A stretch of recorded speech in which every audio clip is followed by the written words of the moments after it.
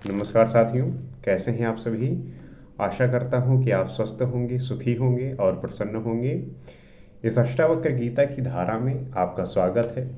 हम यहाँ पे समझते हैं कि किस प्रकार से ज्ञान, बोध, मुक्ति, मोक्ष को प्राप्त कर सकते हैं।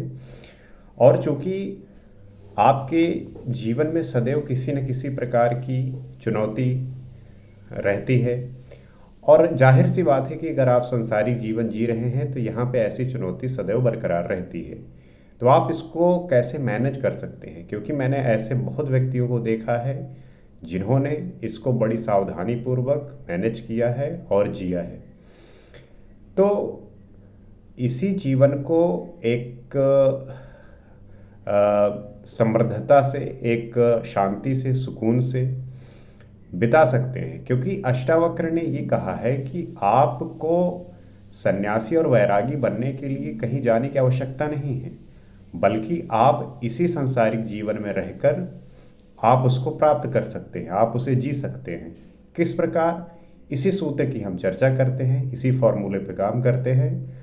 और जैसे आप मैथमेटिक्स में जब प्रश्न हल करते हैं, क्वेश्चन को सॉल्व करते हैं, तब अगर आपको उसका फॉर्मूला पता होता है तब वो जो क्वेश्चन है बड़ी आसानी से सॉल्व हो जाता है। उसी प्रकार जीवन के भी ऐसे फॉर्मूले होते हैं। जीवन अगर आपको जीना है तो इसमें सदैव जो है क्वेश्चन जो है खड़े होते हैं। तो उन प्रश्नों को, उन क्वेश्चनों को सॉल्व करने का अगर हमें फॉर्मूला मिल जाए तो वो जो है हम बड़ी आसानी से सॉल्व करते हुए आगे बढ़ सकते हैं। तो उन्हीं फॉर्मूले को समझते हैं और जानने का प्रयास करते हैं। क्वा तमा क्वा प्रकाशो वा हानम क्वाचा न किंचन निर्विकारस्य धीरस्य निरातंकस्य सर्वदा। जिसमें किसी भी प्रकार का विकार नहीं है, अर्थात जो निर्विकार है, जो सर्वदा भय रहित है, ऐसे तत्वज्ञानी हेतु कहाँ अंधकार, कहाँ प्रकाश और कहाँ त्याग, अर्थात उसके लिए कुछ भी महत्व नहीं रखता। तो मन की बुराइयां हैं वासनाएं और कामनाएं। जो आपके मन के अंदर अनेक प्रकार की बुराइयां होती हैं, वो सिर्फ और सिर्फ आपके कामनाओं और वासनाओं का जो है परिणाम होता है। जिस दिन आपके अंदर से कामना और वासना समाप्त होगी, खत्म होगी, उसी दिन जो है आपके मन की सारी बुराइयां समाप्त हो जाएंगी। तो आपको काम करने की ज़रूरत है आपकी वासनाएं और कामनाओं पर। अनेक जन्मों में जो कुछ प्राप्त हुआ है उसी का संग्रहित नाम चित्त है। जो आपका मन है, ये अनेक जन्मों से प्राप्त हुआ जो संग्रह है, वही ये जो है परिणाम है। आपका मन ही है जो आपको सही दिशा में, गलत दिशा में, सही गलत का, हर चीज़ का जो है ये किस तरीके से ऑपरेट करता है, आपको इसको समझने की आवश्यकता है। जैसे कि फैन चलाना है तो आपको बटन दाबना है, उसी प्रकार से शरीर जो है इस मन के द्वारा ही चलती है। और इस मन को काबू करना, इस मन पे नियंत्रण पाना, ये एक बहुत चैलेंजिंग काम होता है। ये साधारण व्यक्ति के लिए तो बहुत मुश्किल होता है, और जिसने अपने मन पर नियंत्रण पाया वही जो है विजयी हो जाता है, वही जो है इस संसार पे रूल करता है। तो अपने पे जब आप नियंत्रण कर पाएंगे तभी जो है आप संसार पर नियंत्रण कर सकते हैं। नियंत्रण का तात्पर्य यह है कि आप अपनी चीज़ों पर जब नियंत्रण कर पाएंगे तब उसी प्रकार से आप व्यवहार में, आप कार्य में उस चीज़ों को ऑपरेट कर पाएंगे, नियंत्रण कर पाएंगे।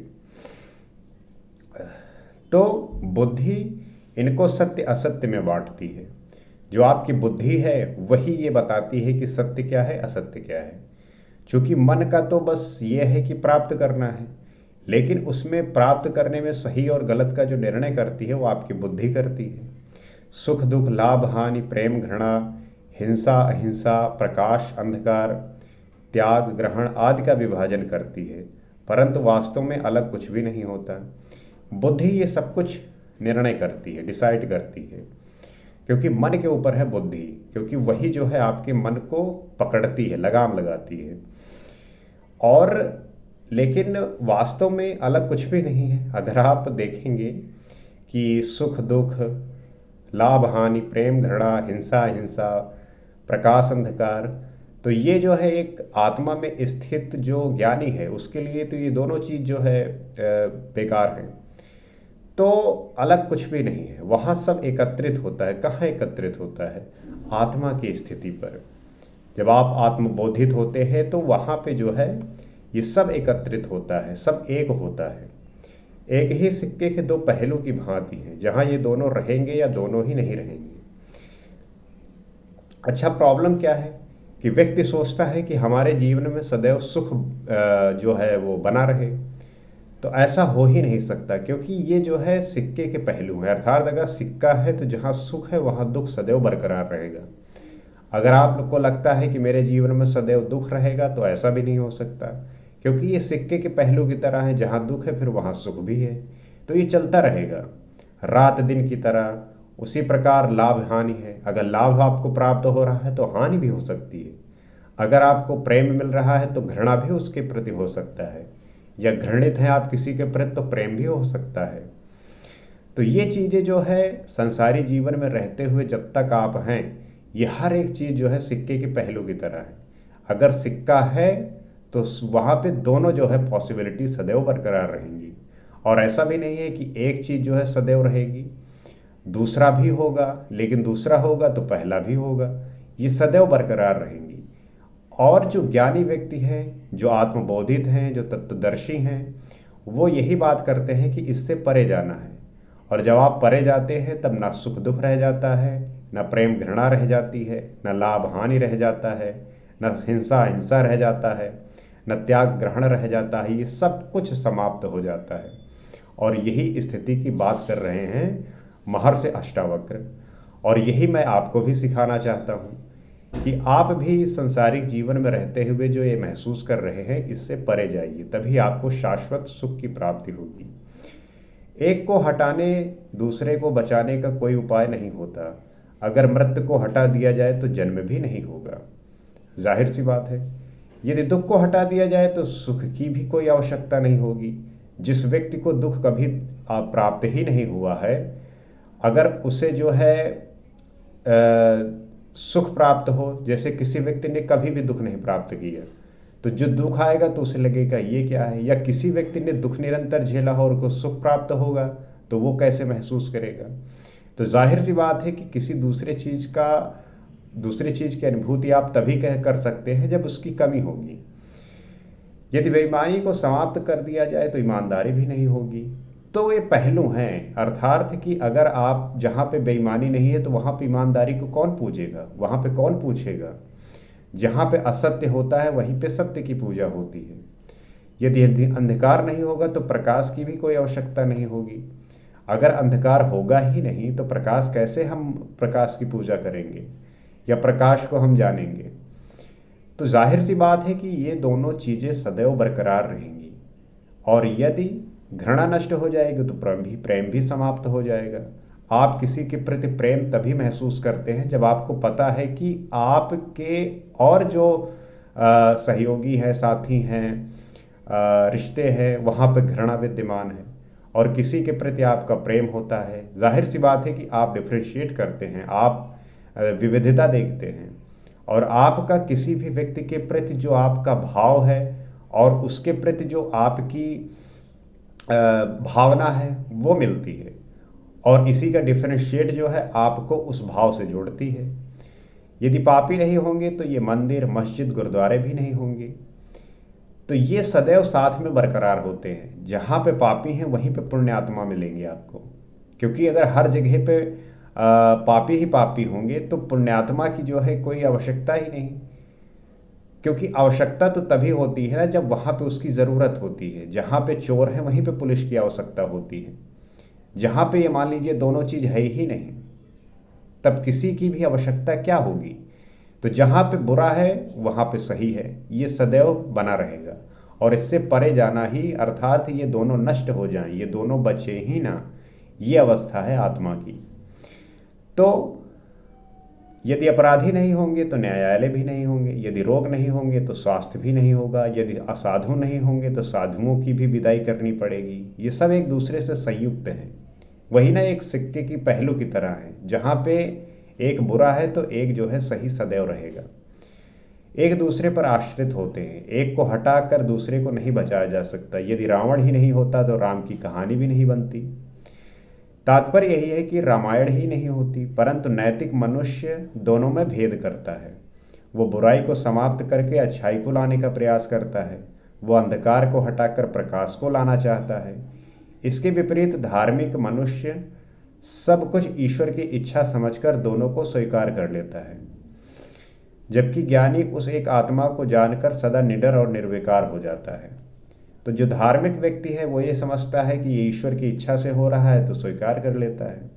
जो ज्ञानी व्यक्ति है उस एक आत्मा को जानकर सदैव निडर और निर्विकार रहता है। उसकी ये अंतर्दृष्टि ही नष्ट हो जाती है। वो अंधकार, प्रकाश, ग्रहण, त्याग आदि में कोई भेद नहीं समझता। तो जो ज्ञानी व्यक्ति है उसके लिए वो अंधकार, प्रकाश, ग्रहण, त्याग ये सब जो है एक समान होता है। उसमें किसी भी प्रकार का भेद होता ही नहीं। तात्पर्य यही है कि मतलब ही नहीं है कि किसी चीज़ से, और जब मतलब नहीं है अर्थात लगाव नहीं है, बंधन नहीं है, तो वो मुक्त हो गया, स्वतंत्र हो गया। हमारे समाज में, हमारे संसार में जो सबसे बड़ा दुख यही है कि आपका लगाव, आपका मोह, आप छोटी छोटी चीज़ों से जुड़े हुए हैं। और जब तक जुड़ाव है, जब तक लगाव है, तो जाहिर सी बात है कि मोह होगा। और जहाँ पे मोह है वहाँ पे दुख तो सदैव रहेगा, दुख संताप तो सदैव बरकरार रहेंगे। और आपकी ये जो मन की प्रवृत्ति है यही जो है आपको सदैव कष्ट देती है। अक्सर लोग चिल्लाते रहते हैं कि भैया बड़ा कष्ट है ज़िंदगी में। तो काहे बनाए कष्ट भाई? तुम छोटी छोटी चीज़ों को लेके परेशान रहते हो। मतलब कि आप हर एक ऐसे वस्तु, हर एक ऐसे व्यक्ति, हर एक ऐसी चीज़ों से जुड़े हुए हो। तो क्यों इतना जुड़े हुए हो? क्यों इतने मोहित हो आप? जब तक आपके अंदर वो अलगाव नहीं आएगा, जब तक आपके अंदर वो आप उससे रहित नहीं होंगे, तो ये तो आपको फिर सामना करना ही पड़ेगा। अगर आप सुख चाहते हो तो फिर आपको दुख तो प्राप्त होगा ही। अगर प्रेम आपको चाहिए तो घृणा भी आपको मिलेगी। तो अगर ऐसा जीवन आपको लगता है, जीना चाहते हो, तो आप इसी संसारिक जीवन में बने रहो। लेकिन कोई भी ये जीना चाहता नहीं है, और जीना नहीं चाहते हो तो फिर यही रास्ता है। आइए और मिल के जो है इस सारे अंधकार को, सारे कष्ट को, सारी पीड़ा को, सारी दुखों को नष्ट करते हैं। व्यक्ति का परेशान होना उसकी अपनी जो है विचारों का हेर फेर है। जिस दिन इन विचारों को पकड़ने लगेगा उसी दिन उस बात से समझ जाएगा और उसको बोध हो जाएगा। तो स्वभाव से जो होता है वो कर लेता है और हमेशा उस परमानंद स्वरूप आत्मा में ही स्थिर रहता है। लेकिन जो ज्ञानी व्यक्ति हैं वो समझ जाते हैं, और उनका जो है इसके प्रति जो स्वभाव है वो अपने स्वभाव में ले आते हैं, अपने व्यवहार में ले आते हैं। और जब व्यवहार में आता है तो आप देखेंगे कि ऐसे जो व्यक्ति होते हैं वो संसार से कट जाते हैं, अर्थात संसारी व्यक्तियों के प्रति उनका किसी भी प्रकार का लगाव नहीं होता। वो जो है शांत रहने लगते हैं, उनका मन शांत हो जाता है, उनका हृदय निर्मल हो जाता है, और वो जो है ज्ञान की तलाश में, बोध की तलाश में सदैव के लिए अपने आप को इन कामना, वासना, अहंकार, स्वार्थ से रहित होकर उस परम ब्रह्म परमात्मा को प्राप्त करते हैं। तो सदैव शाश्वत जो सुख की, शाश्वत आनंद की मैं बात करता हूँ वो यही है कि आप जो है इसको तभी जान पाएंगे जब इससे रहित होंगे, और जब रहित होंगे तो ये प्राप्त होगा। और आपके अंदर जो ये सब चीज़ें परेशान करती रहती हैं आप इससे विमुख हो जाएंगे। आपको संसार नहीं छोड़ना, आपको कहीं नहीं जाने की आवश्यकता। आप अपने घर में ही रहिए, सभी के साथ रहिए, लेकिन आपका जो व्यवहार है जिस दिन ये डेवलप होता है उस दिन आप पाएंगे कि आप तो इतने विशाल और इतने स्वतंत्र हैं कि आप पे किसी का कोई प्रभाव ही नहीं हो सकता। कोई भी चीज़ आप पे प्रभाव डाल ही नहीं सकती। तो आप हो क्या जाते हैं? आप साक्षी मात्र हो जाते हैं, अर्थात हो सब कुछ रही हैं जो एक व्यक्ति संसारी जीवन में रह के करता है। लेकिन आप साक्षी भाव होकर बैठे रहते हैं और देखते रहते हैं, मुस्कुराते रहते हैं। कृष्ण का जो है स्वभाव क्या है कि वो किसी को भी देखते हैं, आप उनको देखिए, उनके कैरेक्टर को, सदैव मुस्कुराते रहते हैं। अर्थात उनका जो चेतन है वो सदैव साक्षी भाव में बैठा हुआ है। अब वो संसारी जीवन में आए हुए हैं तो सभी व्यक्तियों के समान तो दिख तो रहे हैं, परंतु हैं तो वो चेतन स्वरूप। उन्हें पता है कि लोग क्या मूर्खतापूर्ण कार्य कर रहे हैं। और यही बात जब आपके अंदर भी विकसित हो जाती है तो आप भी मुस्कुराते हैं।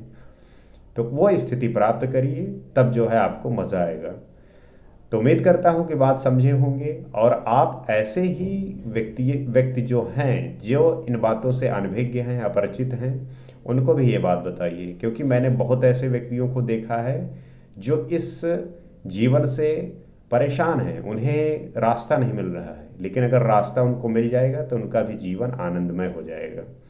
तो आप उन्हें भी बताइए, सभी को बताइए, ताकि हम इस राष्ट्र को एक आनंद में ले जा सकें, एक ऐसे स्थिति में ले जा सके जहाँ पे किसी भी प्रकार की कोई भी निराशा ना हो। तभी जो है ये देश में एक शांति होगी, सुकून होगा, हर एक व्यक्ति के प्रति एक सम्मान प्रेम का भाव जागृत होगा, और जो एक राष्ट्र को मजबूत बनाएगा। अगले एपिसोड में आपसे फिर मुलाकात होगी, हम और बात करेंगे। आज के लिए इतना ही। नमस्कार।